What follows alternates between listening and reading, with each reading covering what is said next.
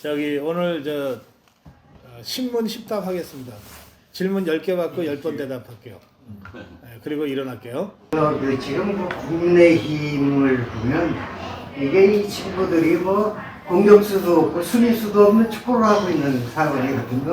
혹시 전투력이 강한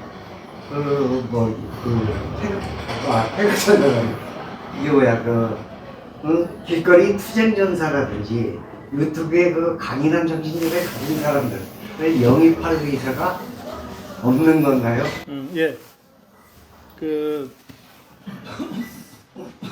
공격진도 제대로 없고 수비진도 제대로 없고 이제 이렇게 말씀하시잖아요. 그거는 감독이 형편없어서 그래요. 예, 선수들 자질은 다 있는데 감독이 형편없어요. 내가 지도부가 형편없어서 그래요. 2020년 4월 15일 총선이 있었죠. 그때 제가 저는 그때 어쨌든 아주 강력하게 아스팔트에서 문재인 좌파 세력과 목숨 걸고 싸운 자유우파 전사들 최소 3명은 공천 줘서 국회 진출시켜야 된다고 그랬어요. 그리고 이 사람들은 싸우는데 모든 걸 다 몰입해서 썼기 때문에 지역구 관리는 아예 꿈도 못 꿨다. 그러니까 비례대표로 공천해야 된다. 제가 구체적으로 사람 이름도 몇 명 얘기했어요. 그때 제가 얘기했던 게 지금도 삼각지에서 그 좌파들과 싸우고 있는 신자유연대 김상진 대표. 그 다음에 좌파들로부터 수백 번 고소 고발 당하고 또 좌파들을 끊임없이 고소 고발을 해서 거의 1년에 한 3분의 2는 경찰서 검찰 가서 조사받는데 그 시간을 다 쓰고 있어요. 오상종 자유대한호국단 단장. 이런 사람들이야말로 진짜 좌파를 잘 알고 좌파와 싸움에 있어서 단 한 발짝도 물러서지 않는 자유우파 전사들이다. 그러니까 이런 사람들을 공천 줘야 된다. 그렇게 강력하게 주장했고 관철시키려고 했는데 제 힘이 부족해서 그렇게 못했어요. 그러니까 지금 말씀하신 대로 그 사람들을 지금 영입해서는 소용없고요. 내후년 1년 반 후에 있을 총선, 이제 공천은 1년 후에 이제 이루어집니다. 2023년 12월, 2024년 1월, 2월 이때 공천이 이루어지거든요. 그때 이 사람들한테 지역구 가라 그러면 안 돼요. 이 사람들 좌파랑 싸우느라고 이 지역구 활동을 할 수가 없어요. 그러니까 이런 사람들을 비례대표에 전진 배치해서 당선권 안에 집어넣어서 좌파들하고 의회에서도 싸우게 만들어야 돼요. 지그들이 못 싸우면 제대로 싸우는 사람들이라도 영입해야 될 거 아니에요. 예, 저는 그 부분은 적극적으로 지금 회원님들 의견에 제가 공감하고 2024년 총선 공천 과정에서 이걸 관철시키기 위해서 제가 할 수 있는 걸 다 할 생각입니다. 자, 이제 첫 번째 질문. 그다음에 또 다른 분이요. 예, 2번 질문이요. 아미고 탄생 공개하고 네. 앞으로 결론을 어디까지 어떻게 매듭짓는 것이 우파가 할 일이다. 네. 똑같이 할 일이다. 이 점에 대해서 말씀드립니다. 알겠습니다. 저는 40년간 정치평론을 했고 40년간 방송활동을 했어요. 저는 기독교 방송에서 시작해서 KBS에서 최종 60분 진행을 하고 그리고 거의 모든 지상파 종편의 프로그램을 진행을 하고 또 시사 프로그램의 패널도 활동을 했어요. 40년 동안. 김대중 정권, 노무현 정권 때도 다 그런 활동을 했어요. 했는데 이 문재인이는 김대중 노무현이하고 또 달라요. 아주 극도로 폭력적이고 또 극도로 야비해. 그래서 문재인 좌파 정권 5년 동안에 싸움을 하는 과정에서 하나하나 제가 진행하는 프로그램이 없어지고 저를 출연시키던 방송국에서 미안하다 죄송하다 이러면서 정권의 압력이 있어서 도저히 박사님을 계속 출연시킬 수 없다 그러고 심지어 제가 마지막에 방송에 출연했던 게 2020년 4월 20일쯤 되는데요. 그게 총선은 우리가 대참패하고 나서 일주일쯤 후입니다. 그때 저는 TV조선의 패널로 고정적으로 나가고 있었는데 TV조선에서 도저히 문재인 정권의 압력이 너무 심해서 자기들 재승인 앞두고 있는데 고성국 박사를 출연시키면은 재승인에 지장이 있다는 식의 협박과 압력이 계속 들어온다. 방송국을 먼저 살려야 되지 않냐 이런 취지로 저한테 양해를 구했어요. 그래서 그 후에는 제가 지금까지 어느 방송에도 출연하지 못하고 있습니다. 제가 이 문재인 좌파 정권이 들어선 다음에 그런 식의 압력을 언론사가 받았으니까 저한테 직간접적인 압력이 얼마나 많았겠습니까? 그래서 이게 방송계에서 나를 퇴출시키려고 하는 좌파들의 음모가 착착 진행되고 있다고 저도 느끼지 않을 수 없었고, 이제 그 상황에서 제가 할 수 있는 거는, 저는 이제 평생 이 정치 평론으로 사는 사람이고 방송을 통해서 대중과 만나는 사람이니까 제가 제 메시지를 대중한테 전달할 수 있는 다른 방법이 없을까, 그렇게 고민을 시작한 게 2018년부터입니다. 2017년 말부터예요. 문재인 정권이 들어선 그 해 말부터 제가 그 고민을 해서, 저는 그때 1차 고민을 어떻게 했냐면, 방송가에서 나를 퇴출시키면 내가 방송국 하나 만들면 되지, 이렇게 생각을 했어요. 그래서 실제로 케이블 방송 중에 시장에 나온 것들이 꽤 많아요. 경영이 어려워서. 그런 것들을 내가 막 찾아보기도 했어요.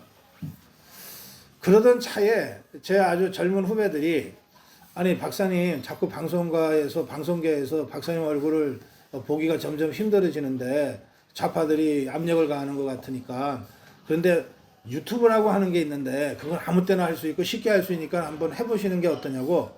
그래서 제가 유튜브가 뭔지도 모르고 그런 게 있다 그러면 한번 해볼게 이렇게 돼서 시작된 거예요. 저는 지금도 컴퓨터를 잘 못해요. 자판을 잘 못 두들겨요. 컴맹이에요, 컴맹. 그러니까 이 IT 시대의 가장 최첨단의 매체인 유튜브를 컴맹인 저가 시작을 한 거예요. 2018년 3월 1일 첫 방송을 했는데요. 그때 그러니까 제 심정은 진짜 3.1 운동하는 심정으로 시작한 거예요. 이게 유튜브가 돈 되는다는 것은 전혀 몰랐고, 이게 어느 정도 파괴력이 클 거라고 하는 것도 몰랐어요. 지금은 유튜브가 KBS, MBC, 지상파, TV조선 채널A 같은 종편, 그 다음에 라디오, 신문 다 합친 것보다도 더 영향력이 커졌어요. 이건 유튜브의 특성이 그래요. 유튜브가 쌍방향이 가능한 매체. 제가 늘 여러분들 방송할 때 여러분들 댓글창 보고 댓글 읽어드리고 바로 답변 드리고 그러잖아요. 이게 쌍방향이거든요. 이거를 다른 지상파 종편은 할 수가 없어요. 할 수가 없어요. 그러니까 이런 이 쌍방향성이 가능한 매체이기 때문에 이 유튜브의 영향력이 급속도로 커진 거예요. 더구나 이제 이 유튜브는 전 세계에 수백만 명의 유튜브 크리에이터가 있습니다. 하루에 올라오는 그 동영상만 해도 수백만 개예요. 그런데 그 중에 대다수는 재미있는 동영상이나 연예인 관련 동영상이나 노래, 유튜브 조회수 몇 억 그러면은 BTS 노래, 뭐 블랙핑크 노래가 몇 억 조회하잖아요. 이게 다 유튜브를 통해서 하는 거예요. 유일하게 대한민국의 자유우파만이 유튜브를 정치 시사와 결합시킨 거예요. 다른 나라에는 이런 게 없습니다. 그러니까 우리가 좌파들로부터 쫓기다 못해서 우리 얘기를 국민한테 전하기 위한 마지막 수단으로 유튜브를 찾고 유튜브를 통해서 정치 시사를 풀기 시작한 거예요. 그래서 지금은 이 정치 시사를 유튜브에 실어서 보내는 유일한 유일한 이 세력이 돼서, 다른 나라에서 저한테도 정치 유튜브를 하려면 어떻게 해야 되는지 자문을 구하러 오기도 합니다. 아주 독특한, 아주 특별한 이런 자유우파 유튜브가 탄생한 겁니다. 그런데 이 자유우파 유튜브 활동을 이제 시작을 해놓고 보니까, 이 유튜브는 저희가 동영상을 이렇게 올려놓으면 그러면 중간중간에 광고가 들어가잖아요. 그거는 유튜브 본사에서 이제 광고를 넣어주는 거거든요. 그러면 광고료가 수입이 생기잖아요. 그게 유튜브에 수입이 돼요. 구글에 수입이 된다고요. 구글이 저 같은 유튜브 크리에이터의 노력으로 인해서 자기들이 광고 수입을 얻기 때문에 일부 광고 배당료라고 하는 것을 나눠줘요. 이제 자기들 나름대로 기준을 가지고 많이 받냐, 오랫동안 봤냐, 뭐 이런 걸 기준으로 해서 나눠주거든요. 그게 이제 유튜브의 수입이 되는 거예요. 제가 만들어서 방송하는 거의 모든 동영상에는 광고 배당료가 안 나가도록 제한 조치를 취합니다. 이게 한상혁이라는 자가 유튜브 때려잡겠다고 하면서 방송통신위원장이 됐거든요. 지금도 이 한상혁이가 정권이 바뀌었는데도 여전히 방송통신위원장을 하고 있어요. 인기가 있다고. 그러면서 이 한상혁이가 주도해서 자유우파 유튜브, 좌파들을 공격하는 좌파들과 싸우는 자유우파 유튜브들한테는 광고 탄압을 다 때려놨어요. 이거를 구글 코리아한테 압력을 가해서. 그래서 지금도 저는 광고 정상적인 수입의 10분의 1밖에 못 받아요. 이제 그러고 있는데 이게 언제 시작됐냐면은 2019년에 시작됐어요. 제가 2018년 3월 1일에 개국을 하고 2019년 초부터 1년 정도 지나서 제가 영향력이 상당히 있다고 된 순간부터 광고 탄압이 시작됐어요. 이제 그 팬들이 아니 이렇게 두면은 자기들이 우리가 사랑하는 고성우 TV가 돈 때문에 더 이상 계속 못하고 문을 닫을지도 모르지 않냐 이제 걱정들을 하시게 된 거예요. 그래서 그분들이 자발적으로 고성우 TV를 도울 방법이 뭐가 있냐 해서 후원을 시작했어요. 그 후원이 지금의 만만 캠페인으로 연결된 겁니다. 그 후원이 그러니까 이제 이 후원 모임을 처음에는 우리가 아미고라고 불렀어요. 아미고는 친구라는 뜻인데요. 또 고성국의 친구라는 뜻인데요. 아미고 회원이라고 불렀는데 그 회원들이 지금 한 달에 10,000원씩 내서 고성국 TV의 방송을 지속 가능하게 우리가 지탱을 해주자. 이렇게 운동이 본격적으로 시작된 건 올해 초부터입니다. 그래서 지금은 그동안 적자 경영을 하면서 계속 제가 주변에 아는 사람들한테 형 동생들한테 도움을 받았는데 지금은 그 도움을 안 받아도 돼요. 이제 후원자들이 아직 10,000명은 안 됐지만 상당한 뭐 9,000명 가까이가 이제 그 만만 캠페인에 들어서 매달 일정한 액수의 후원금을 만들어 주시거든요. 그러니까 그 돈으로 더 이상 돈은 안 빌려도 될 정도로 정상화 됐어요. 됐는데 아직 그동안 한 3년 반 동안 적자하면서 빌렸던 돈을 완전히는 못 갚고 있어요. 이제 차차 갚아나가고 있는 중이에요. 그런 상태고요. 저는 출발도 그랬고 앞으로도 이 고성호 TV를 돈벌이 수단으로 생각하지 않아요. 그래서 앞으로 방송통신위원장이 바뀌고 이 말도 안 되는 광고 탄압이 없어지면 이제 수입이 늘겠죠. 그럴 경우에는 제가 그 남는 이 여윳돈을 이제 다른 방식으로 자유우파를 위해서 쓸 계획을 지금 갖고 있습니다. 아미고가 왜 어떻게 됐냐 설명은 여기까지 하면 될 것 같아요. 예, 자 3번 질문 받을게요. 금방 그 한상혁 말씀도 하셨지만은 네. 지금 좌파한테 장악된 이 방송 문제가 어떻게 해소될 거로 보십니까? 우리가 완전히 해소하려면 시간이 많이 걸립니다. 그 1980년대 중반까지, 그러니까 87년 6월 민주화 운동 있죠. 그거 할 때는 100만 명이 넘는 사람들이 거리에 나와서 민주화로 방향을 틀었잖아요.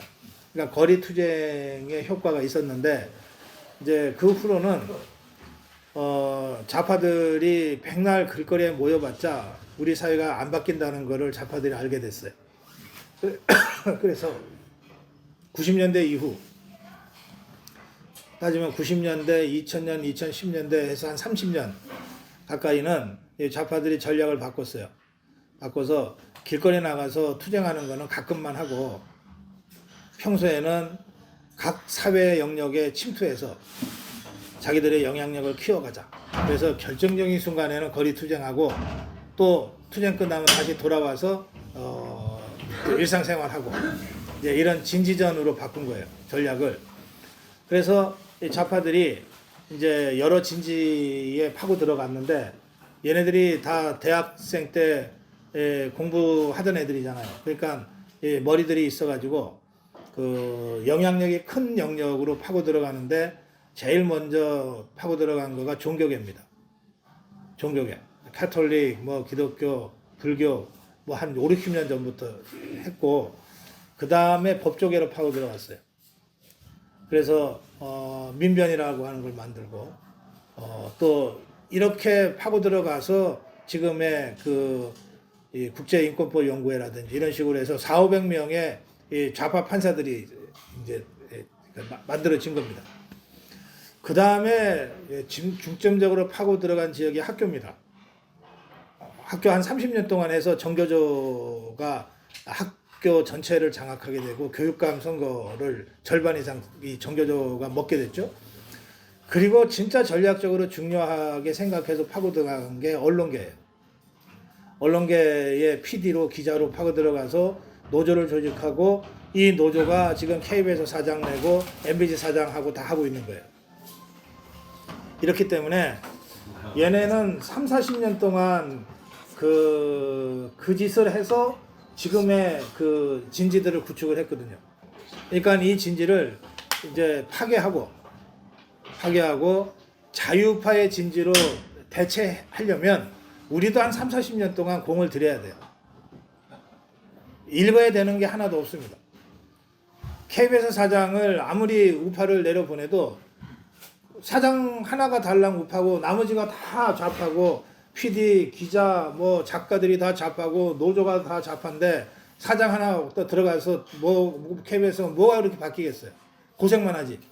그러니까 이런 식의 진지를 파괴하고 우리 자유파 진지로 교체하는데 30년 걸린다 이렇게 생각해야 돼요. 그러니까 그거 지금부터 해야 됩니다. 하나하나 해나가야 돼요. 좌파들이 30년 고생해서 이루어냈으면 우리도 30년 고생할 각오로 해야 뭐가 돼도 되는 거 아닙니까? 이제 그런 것이고 당장 그건 그것대로 우리가 해야 되는데 당장 방송 정책, 통신 정책의 수장, 방통위원장 이거는 임기가 되면 어쨌든 바꿀 수 있어요. 그런데 임기가 될 때까지 1년 이상을 이자한테 그냥 권력을 놔둔다는 게 말이 안 되잖아요. 그래서 지금 감사원이 감사 착수하고 있는 거예요. 감사원이 먼저 감사해서 문제가 생기면은 수사 의뢰하고 검찰이 수사하고 하는 식으로 해서 실제로 이자들이 부정부패가 많거든요.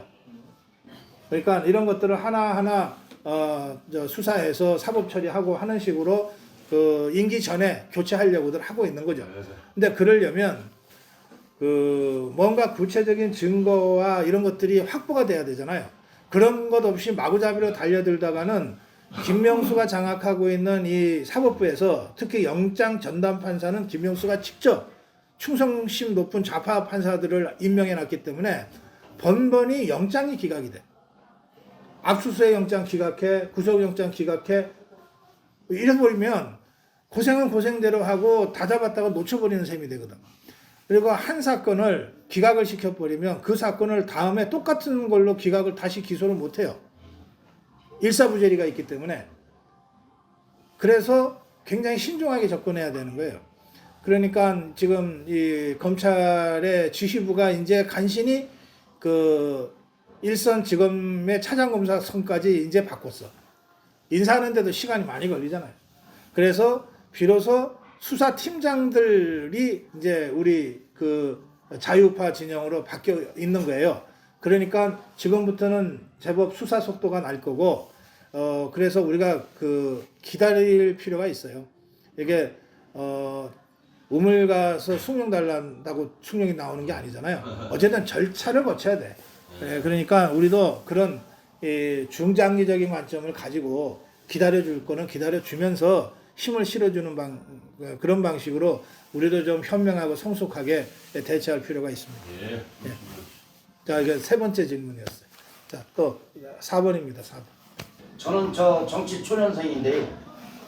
그 아미고 친구들이 전국적으로 물론 고 박사님을 위해서 자유우파를 위해서 하는 건 하는 거지만 이 어떤 내부적으로의 어떤 분류상에 내보낸다고 할까? 아니면 키운다고 할까? 어떤 그런 생각은 갖고 계십니까? 예. 그 정치는 뭐냐면요. 생각을 같이 하는 사람들이 자발적으로 모여서 하는 거예요. 정당이 그렇거든요. 정당은 이념을 같이 하는 이 자발적 결사체를 정당이라고 규정합니다. 그러니까 이제 아미고 회원들은 저하고 생각이 같은 분들이 자발적으로 모인 거잖아요. 예, 그러니까 저는 저하고 생각이 같은 분들이 함께 모여서 뭔가 정치적으로 도모한다 그러면 저는 무엇보다도 우선적으로 그 일에 관심을 가져야죠. 이건 저한테는 일종의 책임이고 의무입니다. 예, 그래서 저는 아미고 회원들 정치를 직접 할 사람도 있고 정치는 하지 않지만 나는 고성국이 좋아 하시는 분들도 많고 그렇잖아요. 다 섞여 있는 거 자연스럽지. 그 중에 아미고 회원들 중에 나는 정치를 하고 싶은데 근데 좀 도움이 필요해 하는 분들은 제가 어떤 경우보다도 우선적으로 지원을 해줄 생각이에요. 제가 할 수 있는 지원이라는 게 뭐 별거 아니죠. 뭐 그렇지만 어쨌든 제가 갖고 있는 영향력이 조금이라도 있으면 그 영향력을 좋은 방향으로 쓰라고 영향력을 만들어 주신 거잖아요. 그래서 저는 그런 좋은 방향으로 제 영향력을 쓰는 것 이것을 전혀 주저하지 않고 쓸 생각입니다. 예, 감사합니다. 네. 부모님, 또 덧붙여 말씀드리면 저희가 아미고 청년단을 이제 조직해서 가동을 시킬 건데요. 저는 이 아미고 청년단에 가급적이면 젊은 자유우파 전사 그 중에서도 정치에 과감히 도전해 보겠다는 의지를 가진 사람들이 오면 더 좋겠어요. 그래서 그런 사람들이 모이면 이 경우에는 2026년 지방선거에 구의원, 시의원, 도의원 있잖아요. 또 시장 군수 한 50명 정도의 당선자를 낼 수 있었으면 좋겠다. 네, 그런 목표를 제 나름대로는 가지고 있습니다. 네. 자, 이게 4번 질문 끝났어요. 네, 질문하세요. 저는 질문보다도 우리 회원님들께 네, 좀 협조 좀 부탁드리고 싶어가지고 제가 예, 이 말씀 좀 드리려고. 예, 그러세요. 예, 저기 아까 저기 그 박사님께서 말씀하신 그 만만 운동이라는 말씀하셨잖아요. 네.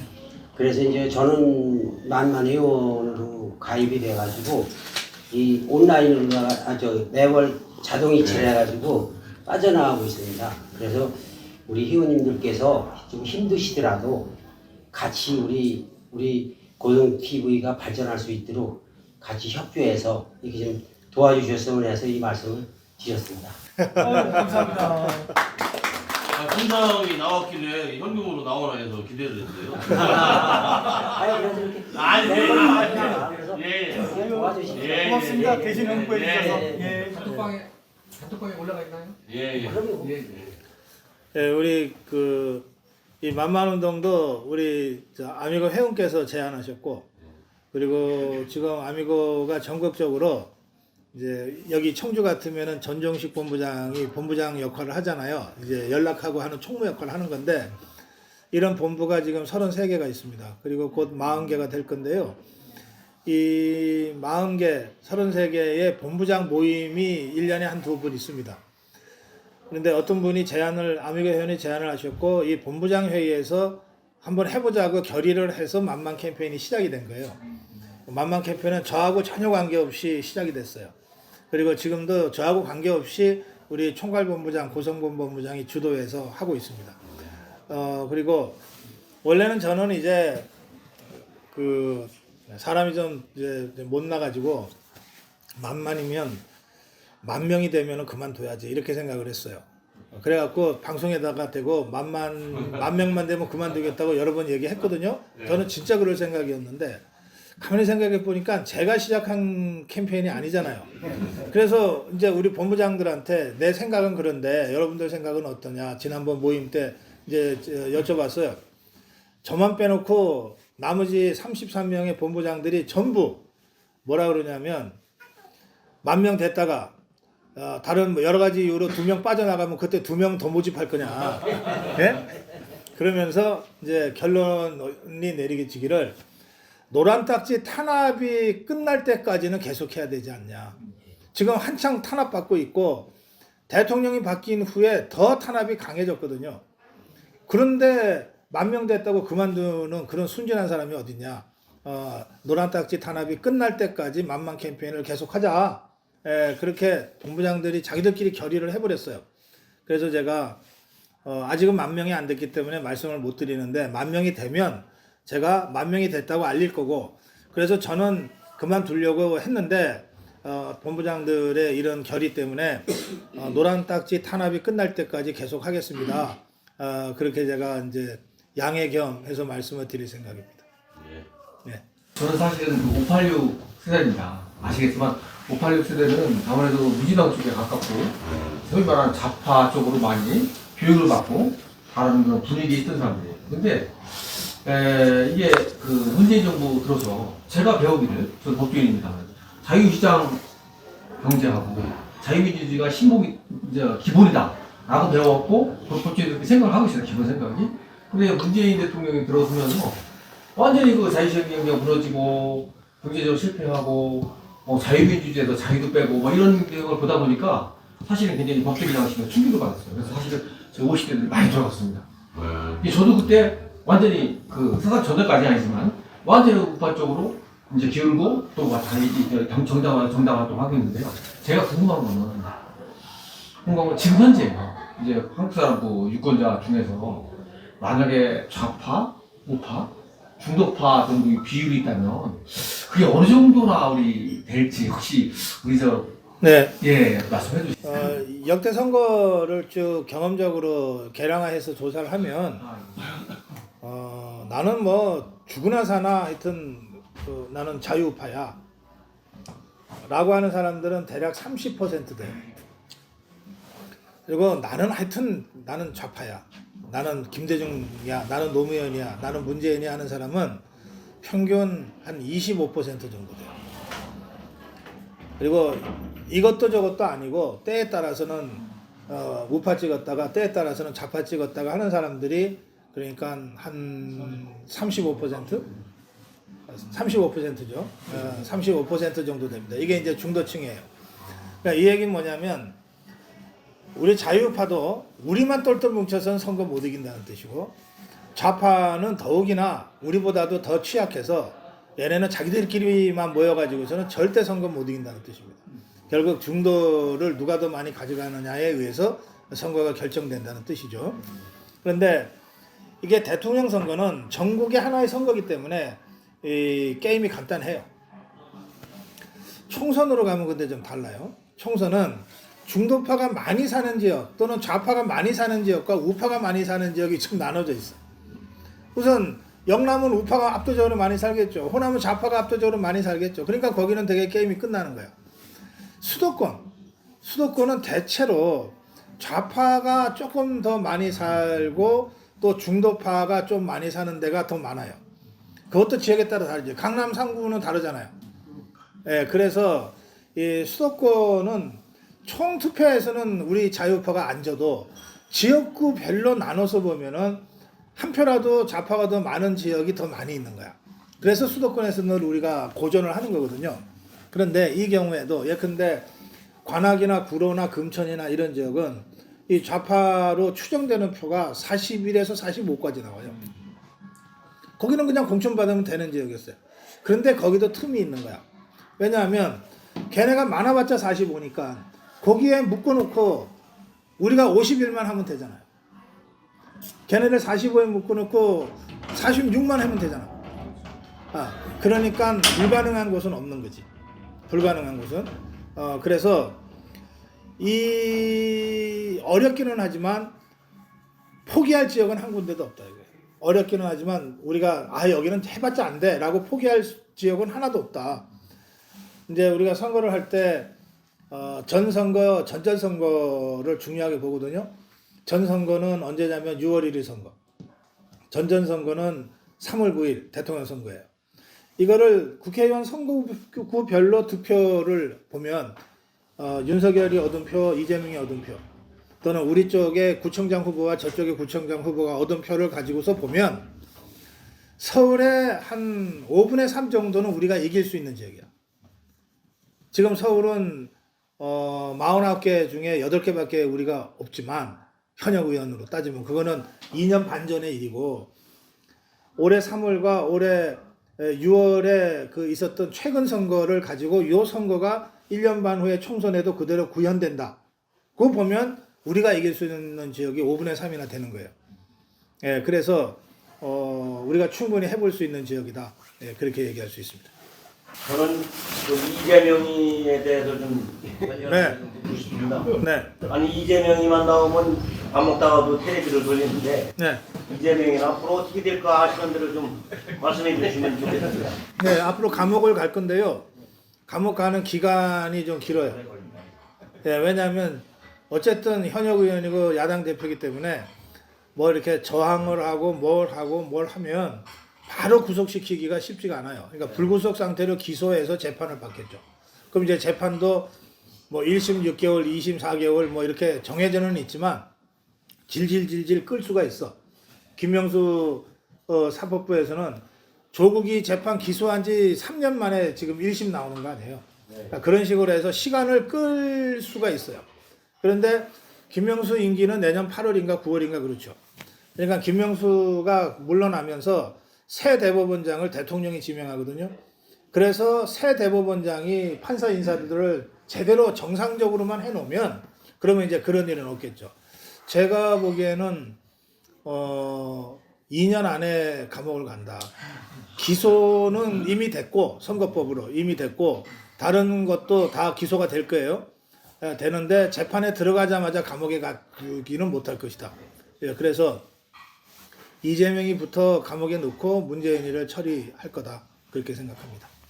뭐 조금 전에 얘기 들은 구성국 TV가 뭐 경제성 위주로 해서 운영된다는 거는 많이 했었는데 지금까지 채산성이 맞지 않게 구성국 TV가 나름대로의 그 네티즌을 위해서 서비스를 하셨는데 그러면 지금까지 채산성이 없이 경제성 없이 운영해 왔는데 그럼 지금 현재 윤석열 정부가 들어서면서 나름대로의 그 구성국 TV에서 이렇게 도움을 좀 정부로부터 받는지 그런 게 좀 궁금합니다. 하나도 없습니다. 우선 저는 이제 법률적으로는 개인 사업자입니다. 정보 서비스업으로 등록된 개인 사업자이기 때문에 정부가 저한테 뭘 지원을 하고 싶어도 지원할 무슨 법적 근거가 하나도 없어요. 그러니까 지원하면 그 사람 법에 걸립니다. 그 다음에 제가 개인 사업자니까 팬데믹 상황에서 영세 소상공인 개인 사업자들에 대한 이 코로나 지원금 나왔잖아요. 근데 유튜브 크리에이터 정보 업은 거기에도 해당이 안 되더군요. 그래서 저는 어떤 지원도 지금까지 정부로부터 받은 적이 없습니다. 없고 받을 생각도 없어요. 참고로 말씀드리면 뭐 제가 돈을 싫어해서 그런 건 아니고 돈 따라다니는 사람은 아니니까 근데 저희가 이제 그 맛집 기행이라고 하는 거를 한 몇 군데? 맛집 게임은 뭐한 60군데, 70군데 가까이 그 맛집 기행을 해서 영상을 올려놨거든요. 그리고 제가 매일 방송할 때마다 두세 분의 아미고 회원들의 상품을 소개합니다. 이게 어떻게 시작됐냐면 이제 3년 전에 팬데믹이 와서 저는 뭐 그냥 별 생각 없이 방송을 하고 있었는데 제가 회원들을 이제 현장에서 만나면서 특히 아미고 회원들 중에 소상공인들이 많았던 거예요. 식당하거나 또는 이제 자영업하는 분들이 많았는데 이분들이 너무너무 힘들어하는 거를 알게 됐어요. 주로 판로 때문에.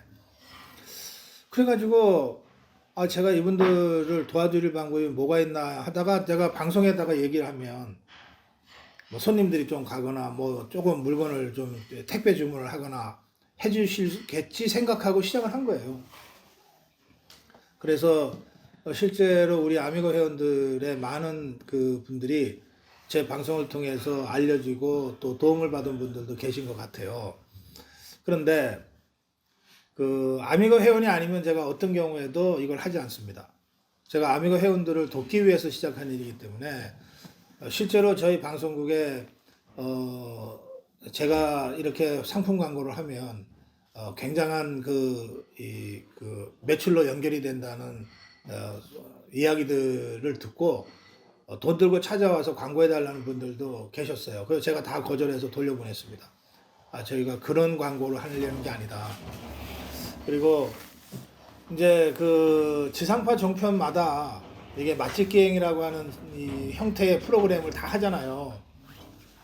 하면 그게 이제 그냥 그 집을 소개하는 게 아니라 다 뒷돈을 받거나 또는 뭐 광고를 얼마를 해준다거나 하는 식으로 이렇게 거래가 이제 진행되면서 하는 걸로 세상 사람들이 알고 있어요. 실제로 그럴 거라고 저도 짐작하거든요. 그러니까 저희 고성국 TV도 맛집 기행을 7, 80집 가까이 하고 매일 상품을 안내하니까 광고를 받는 줄로 아세요. 그건 뭐 그렇게 생각하는 게 저는 상식적이라고 봅니다. 저희들 맛집 기행 촬영 관련해서 어떤 돈도 받지 않습니다. 들어가는 비용 전부 우리가 합니다. 이를테면은 광고 맛집 기행 하려면은 적어도 요 세 사람과 우리 아까 그 샤가레 무드에 있죠. 이렇게 4명이 움직여야 되잖아요. 그리고 1박을 할 수도 있고 그게 들어가는 비용들은 다 전부 저희들이 부담합니다. 그 촬영하는 분들한테는 어떤 부담도 주지 않아요. 그게 우리 원칙이에요. 도와드리려고 시작한 일이기 때문에 그래요. 그러니까 이제 예컨대 여기 맛집 촬영을 하면 이제 이 사장님이 이 밥값은 안 받지. 내가 이거 먹으면서 촬영할 때 이 밥값까지는 안 받아주시니까 나는 공짜로 밥은 먹지만 그것 빼놓고는 어떤 비용도 우리가 안 받는다는 뜻이고요. 또 제가 하루에 2-3분의 아미고 회원들의 상품 뭐 꿀고구마라든지 뭐 발효꽃감이라든지 이런 거를 할 때도 광고료를 전혀 안 받습니다. 그게 우리 원칙이에요. 도와드리기 위해서 한 것이니까. 그러니까 이제 이분들은 실제로 매출에 도움을 받았기 때문에 고마운 마음이 생기잖아요. 근데 돈을 주면 안 받으니까 이분들이 어쩔 수 없이 물건을 보내주세요. 뭐 부사 하면은 부사 몇 박스 보내주시고 뭐 곶감 몇 박스 보내주시고 그러면 우리끼리 맛있게 나눠 먹습니다. 그리고 우리 패널들한테도 나눠드리고 또 우리 고모님들한테도 선물로 드리고 그런 식으로 해서 그야말로 마음을 받고 정을 받아서 우리끼리 이렇게 나눠 먹는 것까지만 하고 어떤 형태의 돈 거래를 하지 않습니다. 그게 우리가 갖고 있는 원칙이에요. 감사합니다. 저기 국민의힘 이제 전당대회가 이제 네. 앞으로 다가오는데요. 네. 그 안철수 의원님이 요새 강철수로 바뀌었다 그러는데 네. 사실상으로 지금 현재는 굉장히 불리하거든요. 네. 그래서 아까 이제 그 부사님 말씀하신 중도가 35%라고 말씀을 하셨기 때문에 네. 전체적인 흐름으로 봐서는 유리할지도 모르지만 지금 국민의힘 자체로 볼 때는 사실상으로 지금 쪽수가 모자라가지고 너무 답답하거든요. 그래서 어떻게 좀 앞으로 전망은 어떻게 좀 저게 될까 해서 궁금해가지고 좀 네, 아까 안철수 대표 도와드리고 싶다 그랬죠? 예, 네. 저는 이제 안철수 대표랑 아주 가까운 사이입니다. 예. 교육 좀 시켜주세요. 아니 대선 후보를 제가 어떻게 교육을 시켜요? 아주 가까운 사이입니다. 그런데 제가 이제 저는요 이제 정치인들을 가끔 만나기는 하는데 정치인을 만나서 하는 얘기 따로 하고 제 방송에서 하는 얘기 따로 하는 거는 제 체질적으로 못 하겠더라고요. 그래서 방송에서 하는 얘기나 정치인을 만나서 하는 얘기나 저는 똑같은 얘기를 합니다. 제가 안철수 대표를 몇 번 만나서 했던 얘기는 제가 방송에서 했던 얘기랑 똑같아요. 뭐냐? 자, 안철수가 대통령 뜻을 품은 지가 12년이다. 10년이야, 10년. 10년이라고 치고. 그 10년 중에 5년은 좌파 쪽에서 어떻게 해보려고 했다. 그거 실패하지 않았냐. 또 나머지 5년은 중도 제3지대 가지고 뭐 해보려다가 실패하지 않았냐. 그래 이제 마지막으로 이제 우파에 와서 해보겠다고 하지 않냐. 그러면 기왕에 그렇게 전략적으로 선택을 했으면 좌우우면하지 말고 일단 우파로부터 인정받는 사람이 되라. 우리 자유파 진영이 간단한 데가 아닌데 아무리 힘들다고 해서 아무나 데려다 놓고 뭐 이렇게 하지 않잖냐. 우파가 인정할 우파 지도자가 먼저 되라. 그래야 당신이 갖고 있는 중도 확장성이라고 하는 게 의미가 있지. 백날 중도 했는데 안 됐잖냐. 그러니까 자유우파로부터 인정받지 못하고 여전히 중도만 하고 있으면 몸만 이쪽에 왔지. 여전히 제3지대에서 노는 거랑 뭐가 다르냐. 그런 식으로는 백날 해도 안 된다. 제가 이거는 방송에서도 여러 번 얘기했고 안철수 대표를 만나서도 한 얘기예요. 그 지금 안철수 대표가 자꾸 중도 수도권 얘기만 나오면 자기 얘기하는 줄 알아. 그거 아니에요. 자유파의 주류로부터 인정받으면서 중도 확장성이 있어야지. 자유파 주류로부터 인정받지 못하면서 중도의 쪽에 조금 메리트가 있다고 해서 그 사람이 된다 그러면 대통령도 아무나 하지 정말. 예, 그래서 그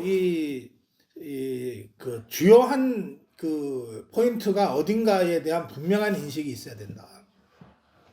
그게 제가 안철수 대표한테 1년 전에 2년 전에 했던 얘기고 지금도 그 얘기를 똑같이 하는 거예요.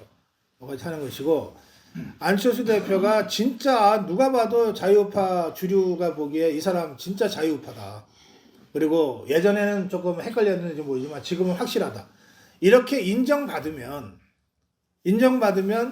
그런데 이 사람이 중도 확장성도 있다. 이렇게 쉽게 연결이 되잖아요. 그래야 대중적인 지지가 붙는 거예요.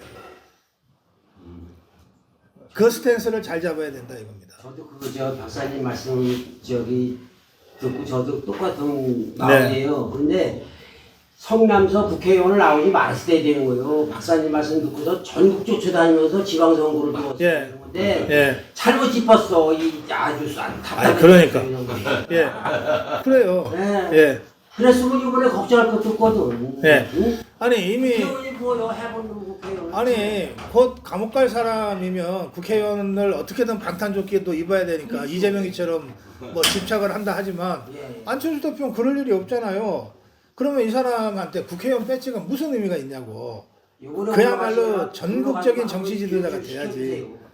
예. 부탁드릴게요. 근데 안철수도 나이가 꽤 돼가지고 박사님 말씀을 들어요. 내가 교육한다고 해서 뭐 교육받을 사람은 아니고 어쨌든 저는 그런 식의 논평을 계속하고 그리고 제가 어떤 입장인지는 안철수 대표도 잘 아니까 여러 가지 생각을 할 거라고 봅니다. 자, 이제 마지막 질문. 파이널. 자, 10번 질문입니다. 옛날에 뭐 저도 신문을 여러 개 봤어요. 네. 신문사부터 트위터에 네. 던져놓고. 예. 근데 요새 인터넷 시대다 보니까 이제 그게 뭐 신문을 안 보게 되더라고요. 근데 박사님도 최근에 딱 보면 모든 걸 우리나라에서 일어나는 걸 총집합해가지고 네. 윤석열을 딱 때려서 하니까 숨기시더라고요. 근데 그걸 어떻게 이렇게 잠을 안 주무시고 하시나 어떻게 할 텐데 말이에요. 잘해줄게 하고 하려면. 알겠어요. 예. 그리고 되게 궁금하더라고요. 지금 말씀하시는 건 일종의 영업 기밀인데. 제가 40년 정치 평론을 했는데 진짜 한 30년 동안은 진짜 어려웠어요. 이게 신문을 보통 하루에 10개 이상을 제가 봐야 되는 거예요. 예? 조선일보부터 저 한겨레 신문까지를 다 봐야 이쪽은 무슨 얘기하고 저쪽은 무슨 얘기하고 같은 사안에 대해서 서로 어떻게 입장이 다른지 이걸 알 거 아닙니까? 근데 이제 SNS 시대로 접어들면서 신문을 안 봐도 어쨌든 거의 모든 언론의 주요 기사와 논점들을 제가 비교해서 할 수가 있게 됐어요. 그래서 저는 하루 종일 뉴스 체크를 하면서 다녀요. 뭐 이건 제 일이니까 뭐 이걸 뭐 자랑할 일도 아니죠. 당연히 해야 될 일입니다. 하루 종일 뉴스 체크를 SNS를 통해서 합니다. 그러니까 SNS가 저를 위해서 발명된 것 같아. 예? 그래서 계속해서 체크하고 저희 스태프들이 24시간 사무실에는 없지만 대기 상태거든요. 그러니까 제가 보다가 어떤 뉴스가 이거는 체크해야 된다 그러면 스태프한테 전화해서 이 뉴스 체크하고 이 뉴스 관련해서 몇 년 전에 있었던 어떤 일 관련 기사를 좀 뽑아봐. 이렇게 제가 지시합니다. 그러니까 그런 기억력이 제가 좀 괜찮은 것 같아요. 제가 우리 3년을 같이 일한 제 스텝의 이름은 지금도 잘 기억을 못합니다. 그래서 가끔가다 야, 너 이름이 뭐냐 이러고 물어보는데 그런데 30년 전에 YS가 한 말은 제가 기억을 해내. 그러니까 이제 그 머리가 한쪽으로 좀 이상하게 발달됐고 다른 쪽은 대부분 다 이게 별로 발전이 안 되어 있는 것 같아요. 그러니까 박사님이지. 예, 그래서 그 사건 기사들을 추적하면서 필요한 기사들을 어디에서 어디쯤 가면 뭐가 있을 테니까 찾아라고 하는 것까지는 제가 합니다. 그러면 이제 우리 스태프들이 24시간 사실은 거의 퇴근했지만 퇴근이 아닌 상태로 대기하면서 그걸 찾아주니까 제가 그런 것들이 가능합니다. 예, 그런 방식으로 일하고 있어요. 예. 자 이제 여기 기다리시고